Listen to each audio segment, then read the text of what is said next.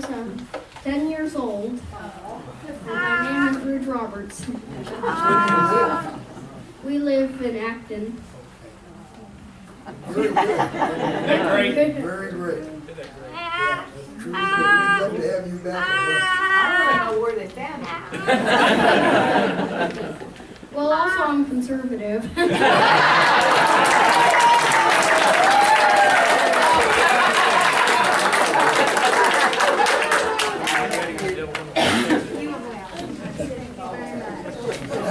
I believe y'all are making me follow that kid and Raphael Cruz. It's like I'm just gonna go home now.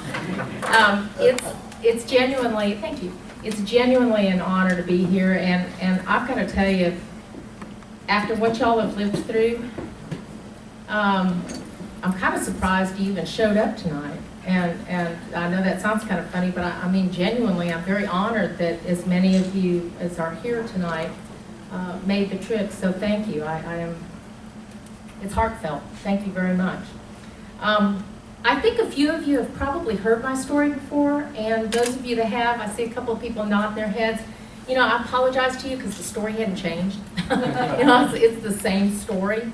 But I feel compelled when somebody asks me to come and tell you the story, because hopefully there are going to be a few of you in the room that haven't heard it, and it may change some minds. And I always hope that there's one or two in the room that came in with one opinion and leave with another. So I'm going to tell you that the Second Amendment is very personal to me. Now, I didn't grow up in a house with guns. I'm not a hunter, guys. I'm not in going out and blasting Bambi, but I support your right to do it. But I did grow up in a house where my dad was an expert on the founding of the country. And I was steeped in all of the amendments, and particularly the Second Amendment, because I understood its purpose. And the purpose, of course, was not hunting. When I grew up, moved out on my own, a friend of mine gave me a gun, taught me how to use it, and I carried it for a number of years illegally. Now, you say, well, Suzanna, weren't you a law-abiding kind of a citizen? Yeah, I was. But I'll tell you who convinced me to carry it illegally. I had a patient when I was in Houston who was an assistant DA, an assistant prosecutor. And he's the one that actually convinced me to carry it. He said, Suzanna, you don't see this stuff. I see it every day. Carry your gun.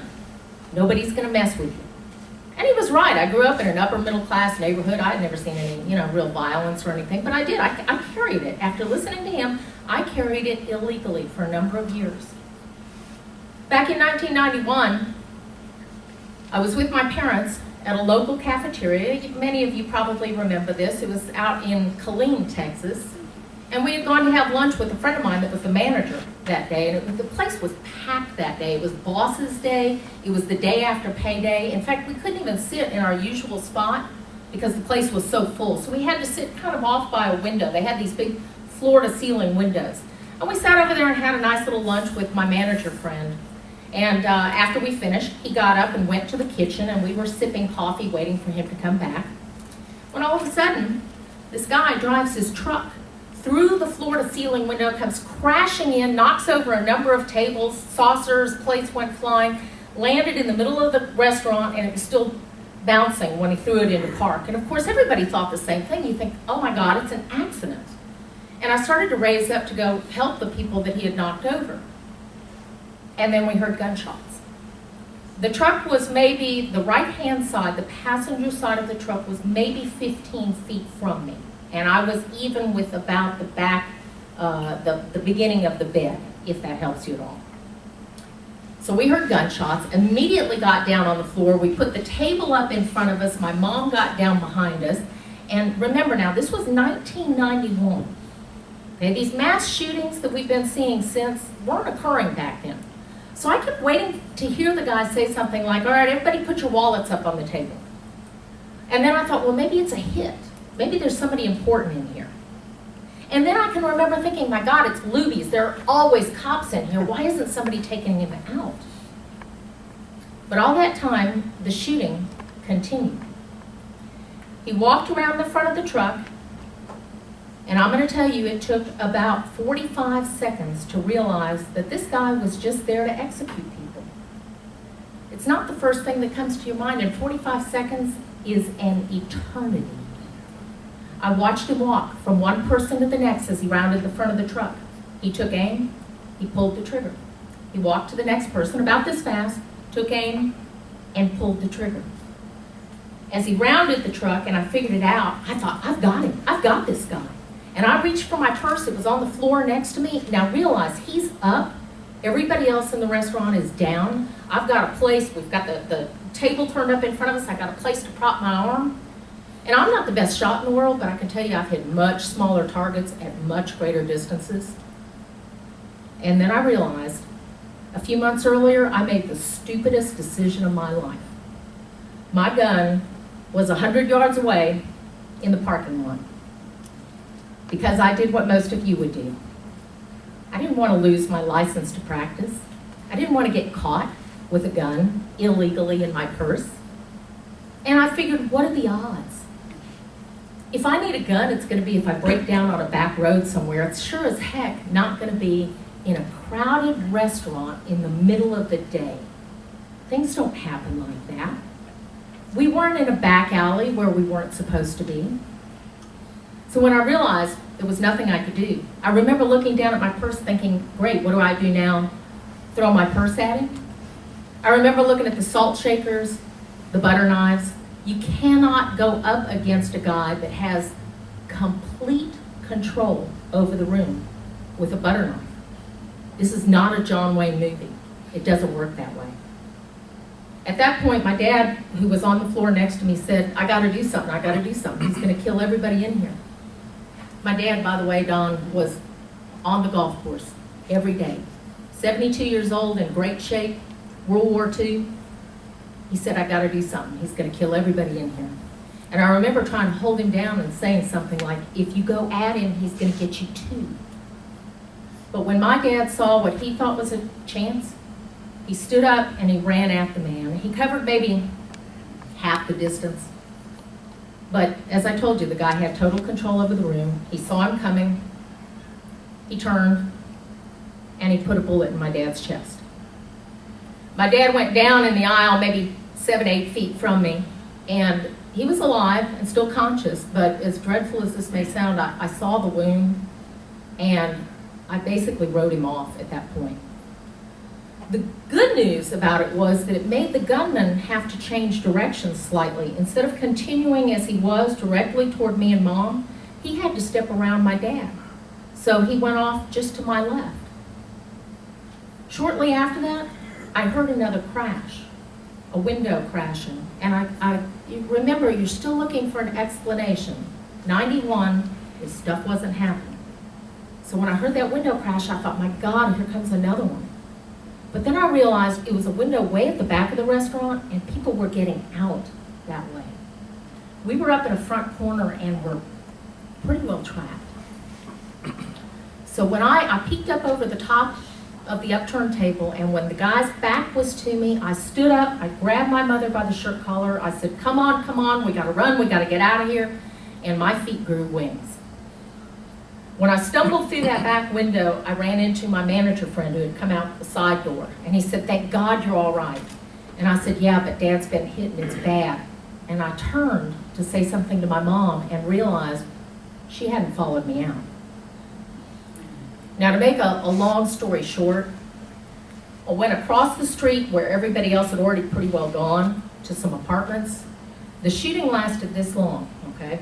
I was able to go upstairs into an apartment, make 3 phone calls to my brother, my sister, and my clinic.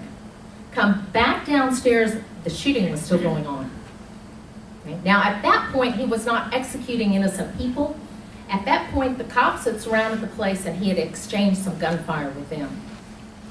He ended up putting a bullet in his own brain. Saved us all a lot of trouble. 23 people were killed that day. I found out from the cops who took me and my brother and sister to lunch about a week later. Several of them were patients of mine, and God bless them, they felt compelled to tell me their side of the story. They were actually 1 building away in a hotel for a conference, And in an odd twist of gun control fate, the manager of the hotel that day said, gosh, would you guys mind leaving your guns in your locked cars? Because I just don't want to make any of my patrons feel uncomfortable. So they said precious minutes were lost while they retrieved their weapons.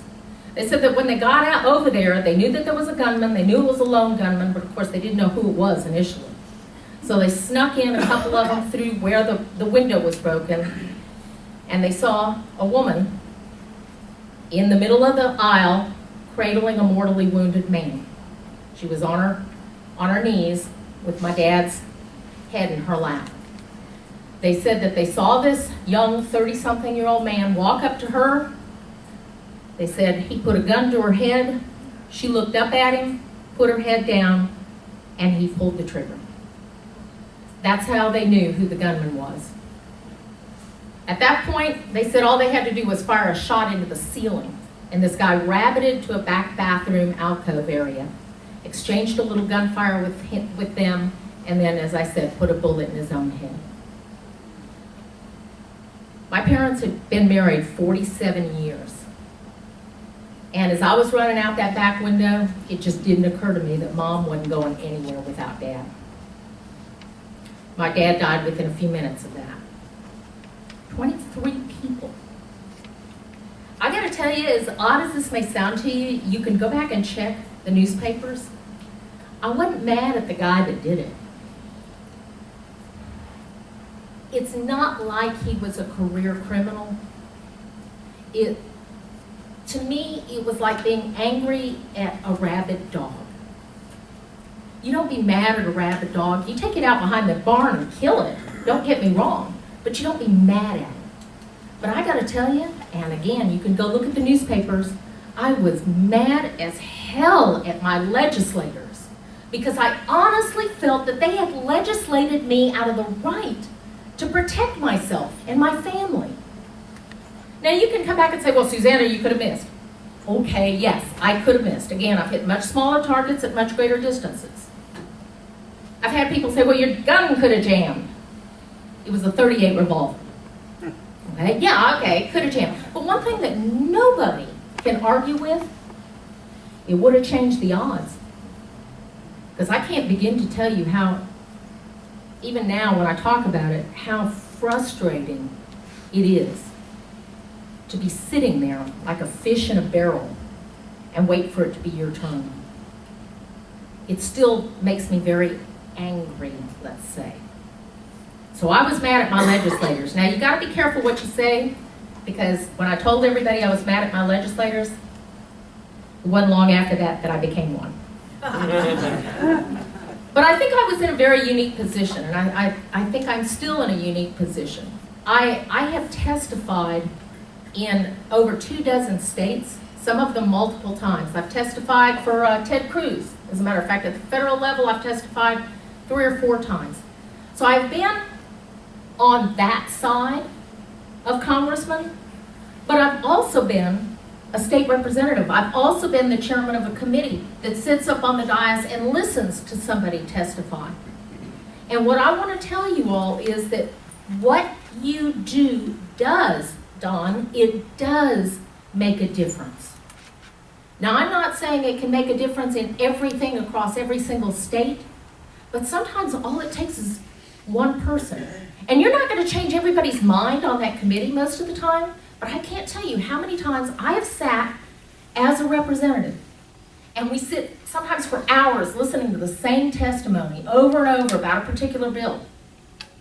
And we'll have a little room back here, a lounge, you know, where you can go back and you can get a cup of coffee, you can still hear the testimony, but you can get a break, you know, you can use the restroom, whatever.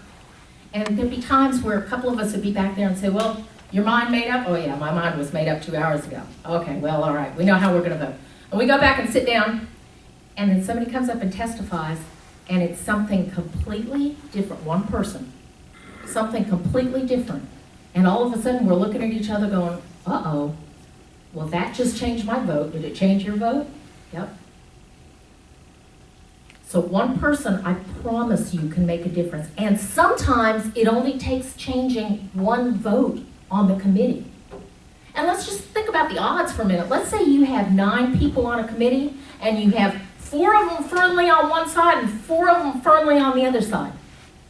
All you got to check, all you got to change is that one guy that's riding the fence to make the difference. That's all you got to do. Let's talk about media for a minute. I know y'all all love the media, right? Don't throw anything at me, but media is your friend. Now, it's not the, he just looked up, he was back there sleeping and said, what? No, I mean, the good news is media, the regular media is not the only game in town anymore, but it's still a significant player. I mean, CBS, NBC, those guys are still significant players out there.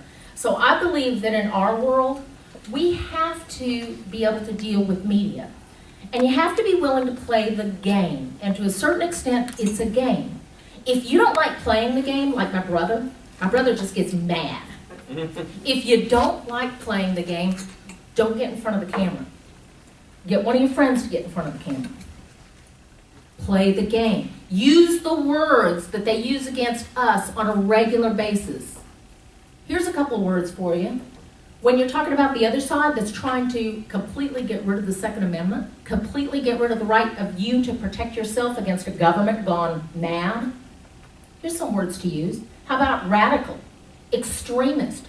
How about discriminatory at best? How about racist at worst?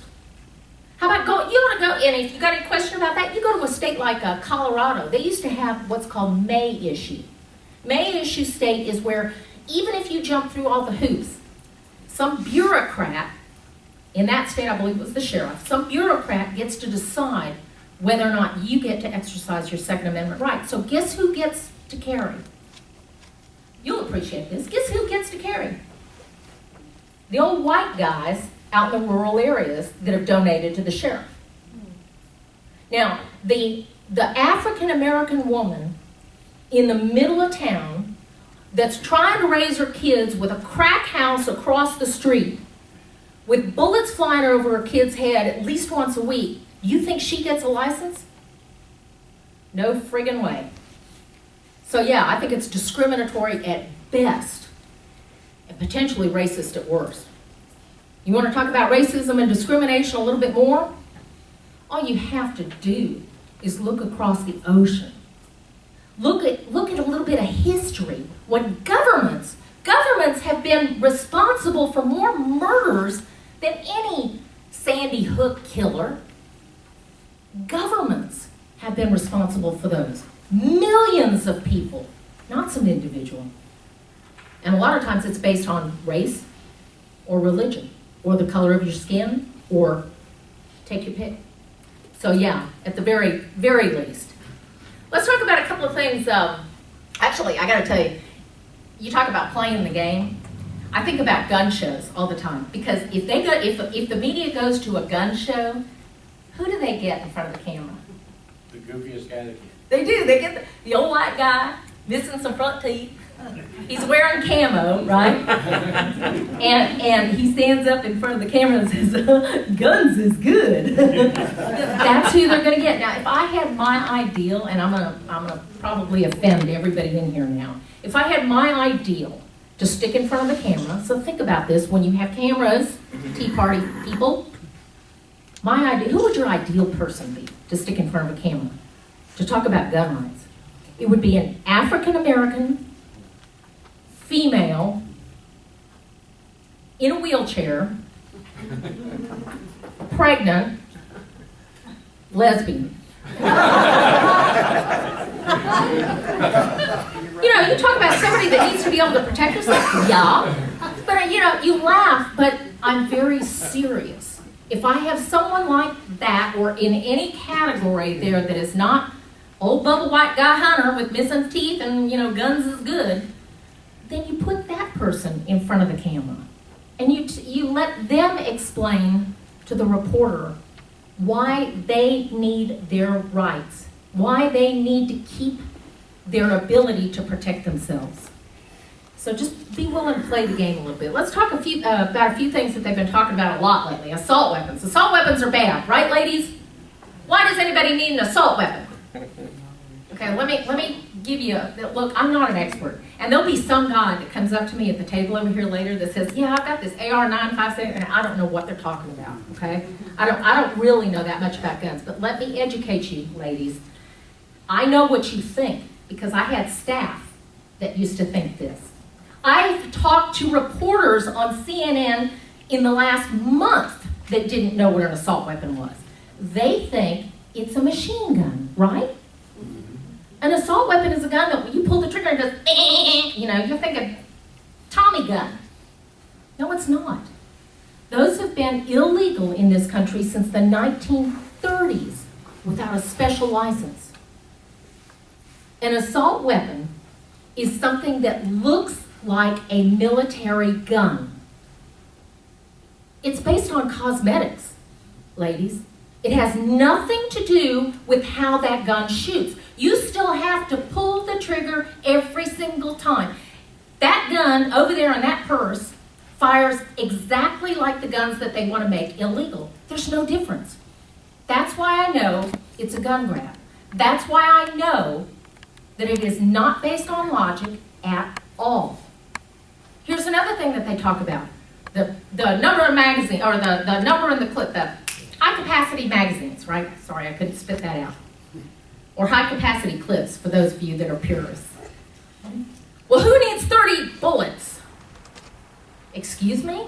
We're going to talk about needs. Do you really want the government deciding what you need? That's right. Ma'am, I'm not sure you need that nice purse. It's a very cute purse, and I'm not sure you need it. I'm not sure any of you need those nice SUVs I saw out there. You know, do you really want the government getting in the business of deciding what you need? Besides, as my youngest son puts it, if the zombie apocalypse comes, you might need a 30-round clip. I'm just saying. All right, universal background checks. That's another one, and I apologize for picking on the ladies. I just know that usually in the room, it's usually the women that are not as well-versed in some of this stuff. So, universal background checks. You got to admit, even to me, that sounds good. We might catch some bad guys, right? Some incredibly stupid bad guy that's going to go buy a gun at a legal place and submit himself or herself to a background check, right? Okay, forget that part of it, all right? We know there are stupid bad guys out there, and we might actually catch a few of them if we did this. Let me tell you what's wrong with a universal background check. Background checks are a de facto gun owner registration. Right. Registration always, always, always leads to confiscation. That's why I'm against background checks. Any of you ever seen the movie, the Patrick Swayze movie, Red Dawn? Yeah. Okay. Oh, some of you haven't seen that movie? It's a classic.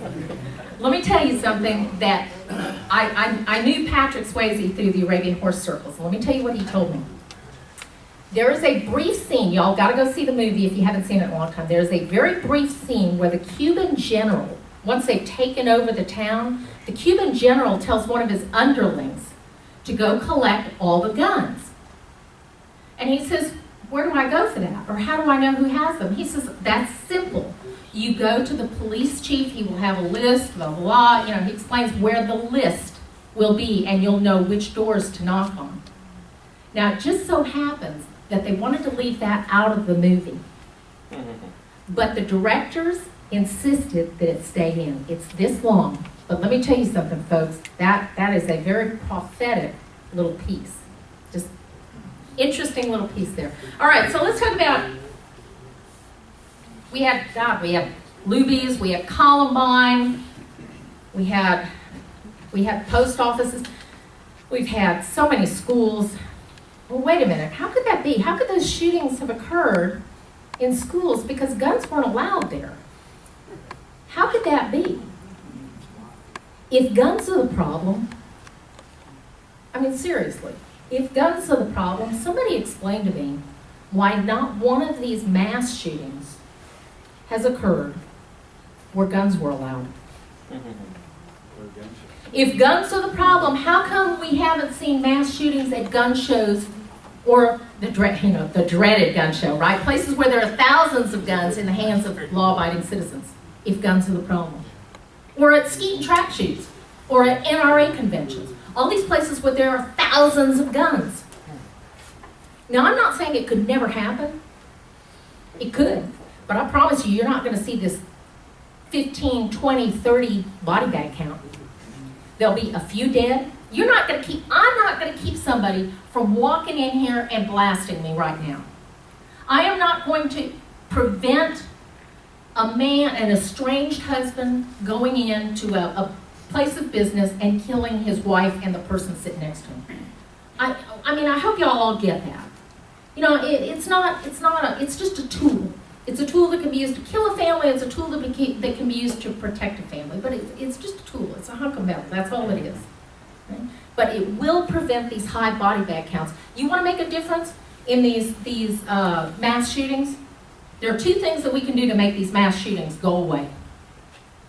Number one, I think the media should make a pact. I don't think it should be law.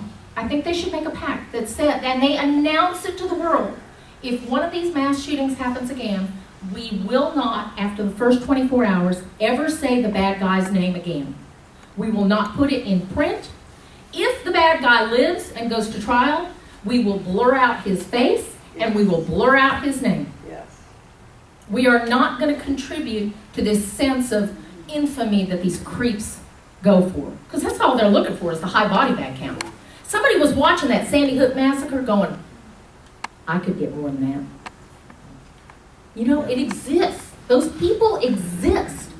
So that's one thing that we could do. The second thing that we could do, get rid of gun-free zones. It's just that simple. I hate going into gun-free zones. I am so proud of my Texas Capitol. I love getting on the air. I love getting on CNN with that idiot not too long ago and telling them what our Texas... I was with British BBC recently and told them about our Texas Capitol. When was the last time any of you... who's been to who hasn't been? Let's make it easier. Who hasn't been to the Texas Capitol in the last 2 years? Okay. For those of you that don't know, this is so cool.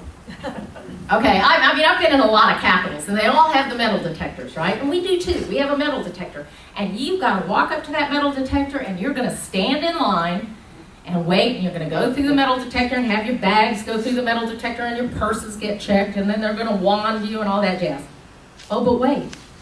There's another little line off to the left. It's a special line. You know what it's for? It's for people who have concealed carry permits.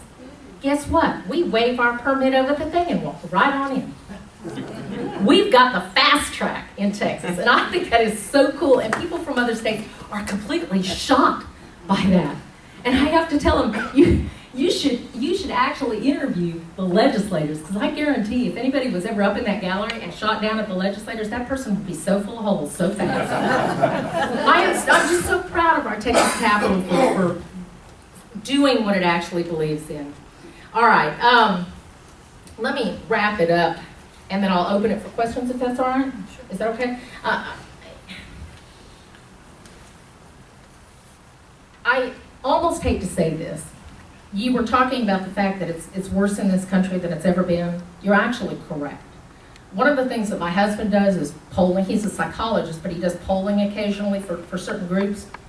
And he came to me after this last presidential election, and he said, and I apologize for the words here, but he looked at me and he said, we're screwed. And I said, well, what do you mean? And he said, let me show you the graph that I just put together. And basically what he said is we've reached the tipping point. There are now, the problem isn't Obama. The problem is that more than half the voting country wants what Obama is presenting. That's right. So we tend to all, when we're in political groups, we tend to all try to go after or support whoever the candidate is that we want, or go after the bad guy, right? The bad guy. But I'll tell you folks, where we're really losing it is in the public education system. Yep. And those are the kids that grow up and vote for socialism. Those are the kids that grow up and become socialists. Those are the kids that grow up and run for office as socialists. That's where we really can affect future change. I'm not saying don't continue to work on the congressman, don't continue to work on electing the right people, but I'm saying that I think we as conservatives need to refocus and start really being concerned about our school systems. Now look, I live in Lampasas. My school system is awesome. Okay, I've got good teachers, generally speaking. My sister's a school teacher not there. She's up in McKinney. So I'm not saying that all school teachers are bad, all schools are bad. I'm talking about, generally speaking, the government school system is teaching our children that socialism is good. I talk to kids and ask them, high school kids that are getting ready to graduate, and I say, is there anybody in here that can tell me how long the Declaration of Independence is? Ballpark. And I have gotten blank looks. It's a page and a half long, folks. I'm pretty sure that there's just a couple of things that kids ought to come out of school knowing. At least give me a wild guess. And I mean, I've gotten 300 pages, 500 pages. They don't have a clue, and they're about to graduate high school. A public high school in Texas. So I think that's where we need to be concerned. I'll end it with saying that I'll tell you, I would much rather be in jail right now with a felony offense on my head and have my parents alive. I made a very bad choice. So the Second Amendment it is personal to me. It certainly is. And with that, if it's all right, I will open it up to questions for a few minutes and be happy to answer whatever you got. Yes, sir. Okay, he's under three major fault paws. Obama is. Why is there no courage at all on the Hill to impeach this guy? Any one of the three offenses is impeachment. You know, you put me in a position of answering for those folks, which I'm not sure that I can do. But I can tell you that you do, especially the Texas delegation, we've got some good people up there. We just don't have enough across the country. And there are people with backbones, so I don't like to put them all in the same pot. There are really good people up there. Are they just afraid of the media? There's not enough. There's just not enough. And I'll tell you, now I'm really going to get in trouble. This is going on YouTube. I'm really going to get in trouble. After my husband told me what he told me, after he talked about the tipping point, it's the first time that I ever thought to myself, you know what? Maybe we really honestly should consider seceding. Yes. I'm not advocating that. I'm saying seriously, though, because I believe golly, I don't mean to sound so negative, but I'm afraid that we may have lost it. I think we could still get it back, but I'm afraid that we've lost it. And so, yeah, I mean, I would actually now, if somebody came to me and said, you know, we want to look at seceding, I would take it seriously. When someone like John Boehner doesn't have any backbone, what can you expect? I'm sorry. Hang on just a second. Yes, sir? In accordance with the treaty where Texas joined the Union, you're allowed to divide yourself into 5 states. That's in our treaty. Mm-hmm. So why don't we divide into 5 states? We have 10 senators, we control things up there. There we go. There's an idea. Put that forward. Although I can't imagine Texas being divided at all. Yes, sir? You were trying to say something? I'm sorry, I shouldn't have spoke out of turn. I No. was just saying with John Boehner, as far as I'm concerned, with no backbone, what can we expect? He's leading, you know, a big group of people. So. Well, okay. I've got to say this. Understand that they are in a position where, I'm not saying that they shouldn't speak up, okay? But they have to be willing to play a certain amount of gamesmanship. There's a lot of gamesmanship involved in being part of the legislature if you want to be effective at all. Okay? Yeah, I mean, those guys don't get to go down there and be dictator. They just don't. And if you go back and you read about the founding fathers, hang on, I'll get you. If you read about the founding fathers, I think there's a tendency for all of us to think, oh yeah, the founding fathers were all together and they all believed in one solid thing and they put it in writing and They were fisticuffs with They each were all other. Christians too, but they weren't. They were not all Christians, sir. They were So not yeah, all you got to really Christians. study history. But that's, they weren't all, I'm sorry, I thought you said they were. But the point is the Declaration of Independence and our Constitution were compromises, which makes me twitch to say that because I want to be dictator.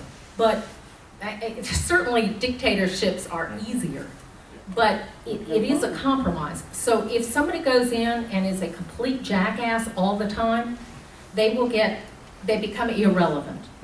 They cannot get anything accomplished. So there has to be a certain amount. There's some things that you don't compromise on, but there's some things you got to be willing to wiggle a little bit and at least make things better. That's my opinion anyway. No, Hang on a I second. just got to say one thing though. Yes, sir. John Boehner, for example, said, "Oh, I'm willing to entertain gun control."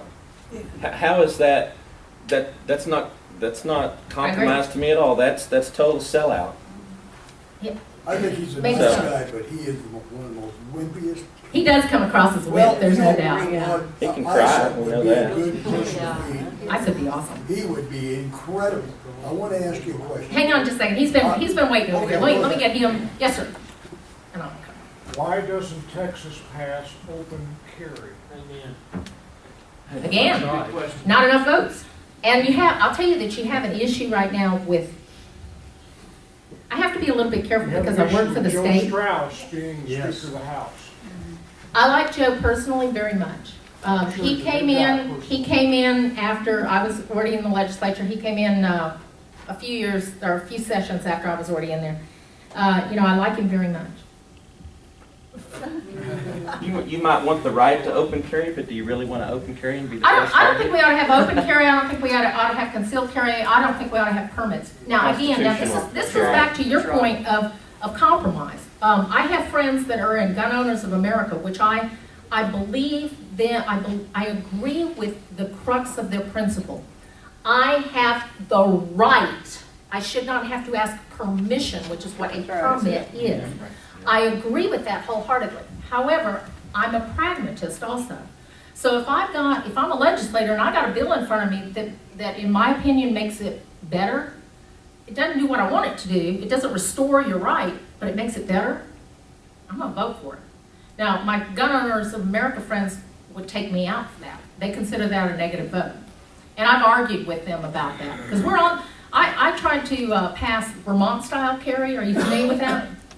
Okay. See, everybody ought to know about this. Vermont-style carry, Vermont. The Yankees, for God's sake. Vermont, for years, has had a wonderful gun law. Their gun laws are about a paragraph long, and it basically says, we believe in your Second Amendment rights. If you can legally own a gun, we don't care how you carry it. You can put it in your pocket, your purse, tape it to your forehead, carry 6 of them, and you don't have to get a permit. We believe in your second, and that's the way it should be. And by the way, you don't hear about a lot of this stuff going on in Vermont, do you? Yes, sir, Don, you wanted to. Yeah, it's kind of a little bit unfair to you, Suzanna, because of what your topic was to be here. But since you've made testimony and you're very passionate about it, I wanted to ask you a political question. Explain to me why Reince Priebus was reelected as the chairman of the Republican National I can't. I wasn't. He's asking why the chairman of the Republican National Party was reelected, and I can't answer that. That is an absolute mystery, and the only thing is, I think there's a connection to John Boehner. And I'm a collaborator. I'm not a radical about this, but I'll tell you what, those two guys collectively lost that damn election for us last November, in my opinion, from a leadership point of view, and it puzzles me. All I can say is because they're part of the Mutual Admiration Society of Good old boy stuff.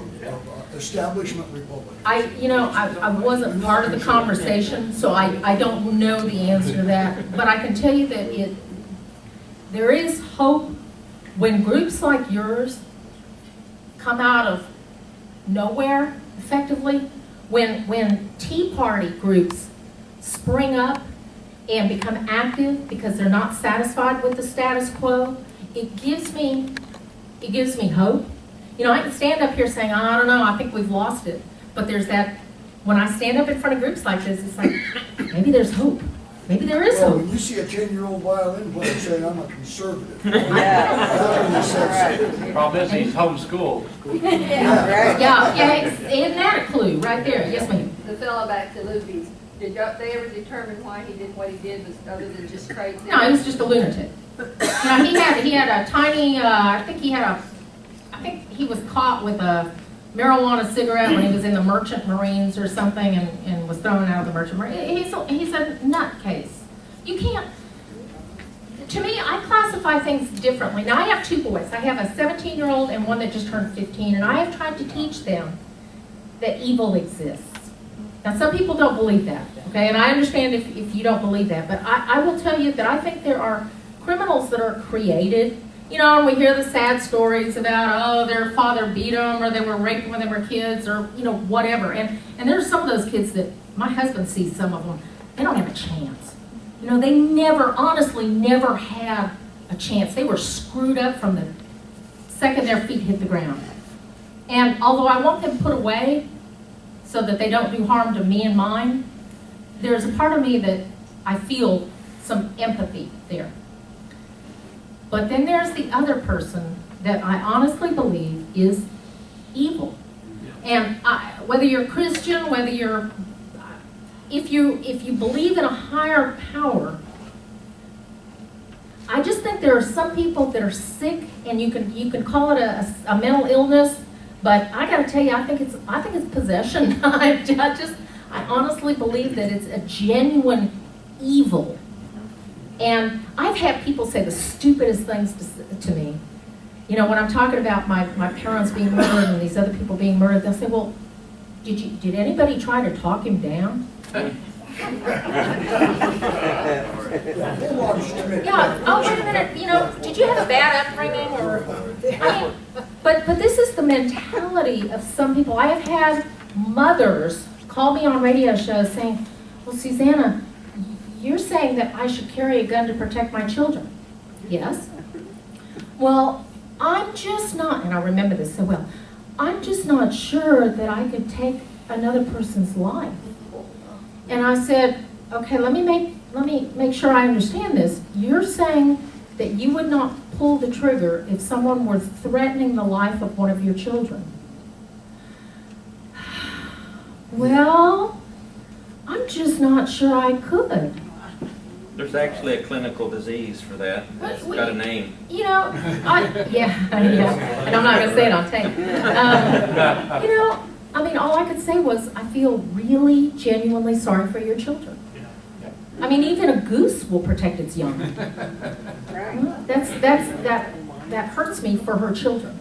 I will tell you that if I ever woke up, now my kids are a little older now, just in the last year, my 15, now just barely 15-year-old is 6'3", and my other one's like 6'1", and benches, I don't know how much. But when they were younger, which wasn't very long ago, I've got to tell you, if I woke up, and I mean this with all my heart, if I woke up in the middle of the night and there was someone in the house that was not supposed to be there, I am not turning on the light. I am not asking, what race are you? I'm not asking, how old are you?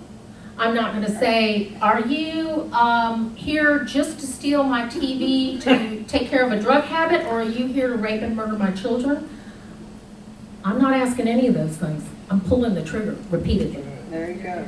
And if I turn on the lights and I find out, as happened a few years ago, I remember this well on television, I find out that it was a tall 13-year-old that was just there to steal my TV to support a drug habit.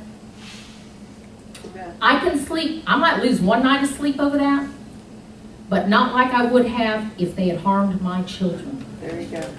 I'm not willing to risk it. You step foot into my house where you're not supposed to be, you're taking your life into your hands, and I'm not kidding. Yes, ma'am.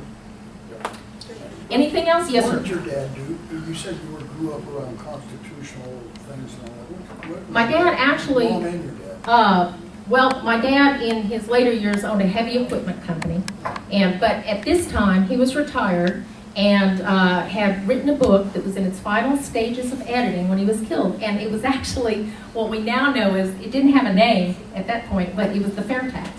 And he had spent 20 years researching it, putting it together in an amendment form, and I've got it sitting up in my closet and bound up. The book Ernest Hemingway. Although I do like a good glass of wine. No, I wrote that book because I wanted my kids to know my side of the story. This is not a documentary. This is my perception. It's autobiographical as far as my life revolves around guns. So I don't talk about my horses. I don't talk about that stuff. It's just how my view of guns and gun control came about. It is my perception of what happened in that restaurant that day. It is not autobiographical. It is not, what's the word? I just lost the word. A documentary. Thank you very much. It is not a documentary. It's my perception. It's the speech I just gave you expanded. That's all it is. I wrote it because I have men come to things like this that say, doggone, I wish my girlfriend was here. You know, she doesn't like guns and she's squeamish about having a gun in the house. I wrote it for you to give to that girlfriend. I wrote it for you to give to your squeamish neighbor who's just not sure. You know? That's why I wrote it. I wrote it to give you guys the tools to go talk to your legislators and to talk to the media. That's why I wrote that book. And with that, any other questions? Yes, sir. Last one. I'd like to know, are you considering running for higher public office? Like, say, U.S. Senator or President? No, thanks. No, I probably could pass the skeleton in the closet test. I don't think I have any skeletons in the closet, but you never know. You know what? I vividly remember when I first went to run for office, I vividly remember my consultants saying, okay, what skeletons do you have in the closet? And I said, well, I don't have any. I mean, I've lived a pretty decent life. And he looked at me and he said, no, you don't understand. What skeletons do you have in the closet that someone else could exploit? And I'm like, well, nothing. He said, you're telling me you don't have any old boyfriends, for instance.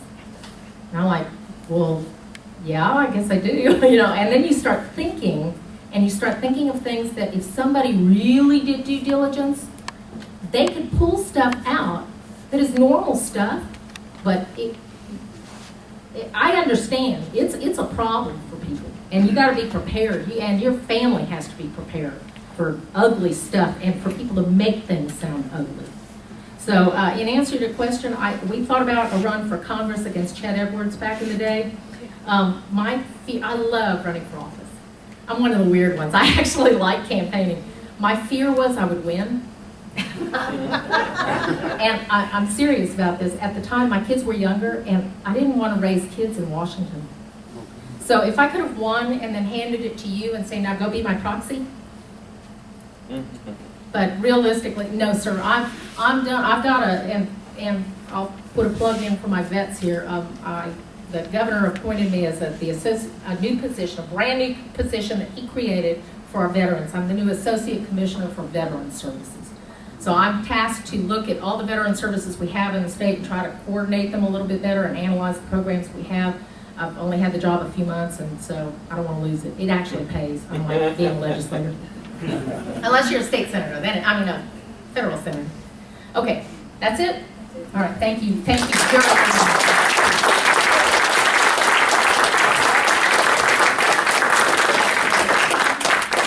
Thank you, Suzanne. I tell you, I've heard that she was wonderful, and I believe it now. I just want to talk just a minute about her book. She talked with me for a minute before.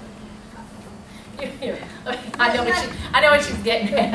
All right, I was asked ahead of time what the book costs. The book is $22.95, and I told her, I said, I don't want to have to say this 100 times. I have to pay sales tax on these. So the book is really $24.86. And my publisher told me when they came out a little over a year ago, he said, do not tell people they're $24.86. Tell them they're $25, and they're paying 14 cents for your autograph, which is about what it's worth.